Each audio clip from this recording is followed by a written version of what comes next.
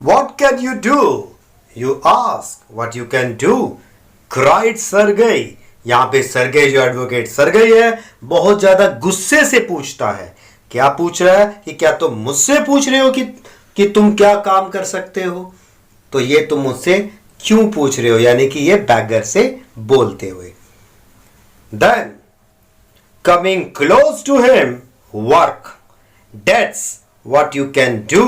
You must work. अब यहां पर सरगेई उसको बोलते हैं कि तुम्हें काम करना चाहिए, उसके करीब आकर बोलते हैं, और तुम्हें काम ही जरूरी करना चाहिए। You must do the work. Work, yes I know that myself, but where can I find work? तो यहां पर जो बैगर वो क्या बोलता है? काम। हाँ, मुझे पता है कि मुझे काम करना चाहिए, लेकिन मुझे काम कहां पर मिलेगा? How would you like to chop wood for me? तो यहां पर जो एडवोकेट सरगेई है वो बोलते हैं कि क्यों नहीं तुम मेरे लिए लकड़ी काटने का काम करते हो, क्योंकि वहां पर बहुत ज्यादा ठंड होती थी, तो इसलिए फायर वर्क यानी कि जो उनके रूम के अंदर जो फायर वो जलाते थे उसके लिए उनको वुड की या लकड़ी की बहुत ज्यादा जरूरत होती थी। तो इसलिए उनका जो रूम है, जो घर है, वो कॉजी बना रहे, इसलिए वो उसको बोलते हैं कि तुम क्यों नहीं मेरे यहां पर लकड़ी काटने का या चॉप वुड का काम कर लेते। I wouldn't refuse to do that, but in these days even skilled woodcutters find themselves sitting without bread. तो यहां पर जो बैगर है वो क्या आंसर देता है, क्या बोलता है वो एडवोकेट सरगेई से कि मुझे कोई प्रॉब्लम नहीं है, मैं बिल्कुल वुड कटर कर लूंगा, लेकिन आजकल के जो स्किल वुड कटर्स हैं उनको भी जो है खाने को कुछ नहीं मिलता, and they don't get money, they don't get work, यानी कि उनको पैसा भी नहीं मिलता। Will you come and chop wood for me? तो क्या तुम मेरे पास आओगे लकड़ी काटने के लिए? Yes sir I will. और यहां पर जो बैगर है वो बिल्कुल बोलता है यस सर, बिल्कुल। Very well, we will soon find out. ये बहुत अच्छी बात है, जल्दी ही पता चल जाएगा कि तुम काम करने के लिए इच्छुक, इंटरेस्टेड हो या नहीं। Sergey hastened along rubbing his hands. He called his cook out of the kitchen. Now what is the meaning of hastened here? Walked hurriedly, यानी कि तेजी से चलना। तो यहां पर जो एडवोकेट सरगेई है वो फटाफट तेजी से चलते हैं और अपने हाथ को रब करते हुए किसको बुलाते हैं?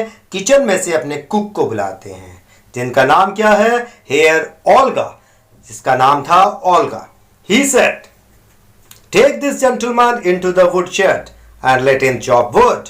कि इस आदमी को जो है आप वुडशेड पर ले जाएं, ये हमारी लकड़ी काटेगा। The scarecrow of a beggar shrugged his shoulders as if in perplexity. Then what is the meaning of perplexity here? State of being puzzled, bewilderment. यानी कि यहां पर डबल माइंडेड था। कौन? बैगर। तो बैगर जो है यहां पर उसको क्या बोला गया है? स्केयर क्रॉ की तरह बोला गया है। क्यों? आपने देखा होगा जैसे फील्ड के अंदर एक डमी, लाइक ए डमी की तरह जो है फील्ड में रख देते हैं कि कोई बर्ड उसको देखकर ना आए, उसे स्केयर क्रॉ बोलते हैं।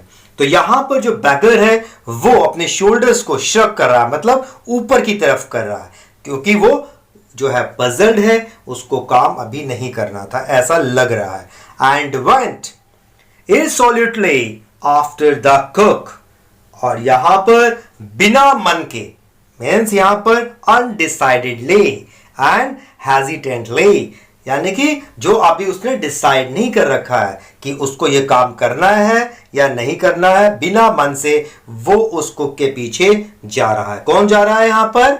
The bagger. तो यहां पर हमें पता चल रहा है कि जो बैगर है वो काम करने में इंटरेस्टेड बिल्कुल भी नहीं है। It was obvious from his gait that he had not consented to go and chop wood because he was hungry and wanted work. Now here gate means here walk, यानी कि वो चल तो रहा था बट वो डबल माइंडेड था, उसका बिल्कुल भी चॉपिंग वुड यानी कि लकड़ी को काटने का बिल्कुल भी मन नहीं था. यानी कि हंग्री मीन्स वो भूखा भी था, वांटेड वर्क उसको काम भी चाहिए था, लेकिन वो केपेबल नहीं था क्योंकि वो ड्रंकन था अभी और उसके बॉडी में अभी इतनी जान नहीं थी कि वो काम कर सके. But simply from pride and shame and because he had been trapped by his own words, लेकिन अपनी प्राइड के लिए, अपनी गर्व के लिए, सेल्फ रिस्पेक्ट के लिए और उसको अपनी शर्म के लिए, शेम के लिए वो इस काम को करना चाहता था, इसलिए वो ओल्गा कुक के पीछे जा रहा था बेमन से, यानी कि उसका मन इंटरेस्टेड बिल्कुल भी नहीं था. लेकिन trapped by his own words, वो अपने बातों में फंस गया था क्योंकि उसने ही कहा था कि अगर मुझे काम मिलेगा तो मैं काम करूंगा.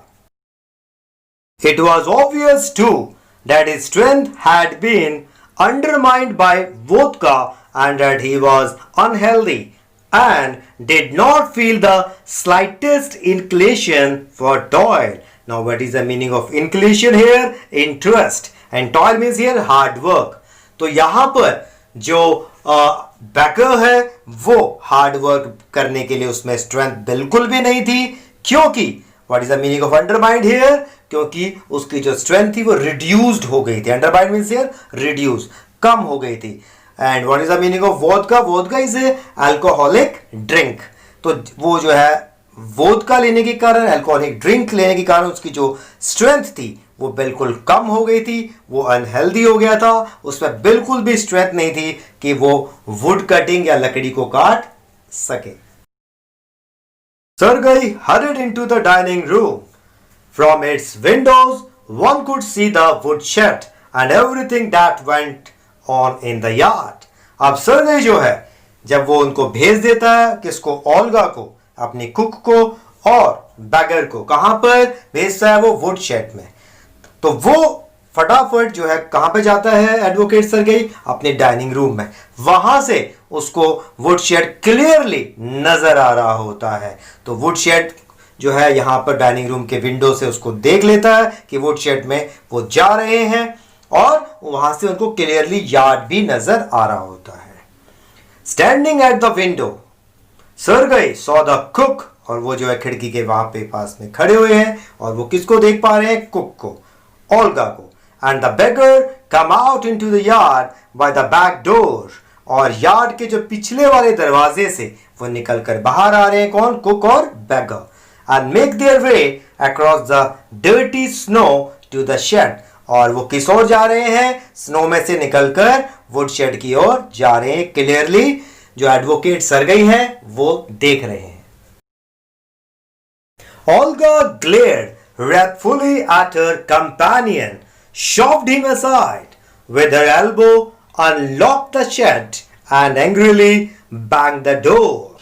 अब यहां पर जो कुक ओल्गा है वो घूरती है. wrathfully means here with hatred, means नफरत से घूरना. किसको घूरती है? बैगर को.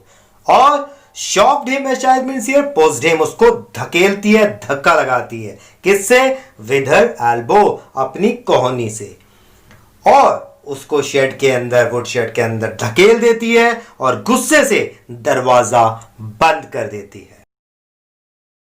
Next he saw the pseudo teacher seat himself on a log and become lost in thought with his red cheeks resting on his fists.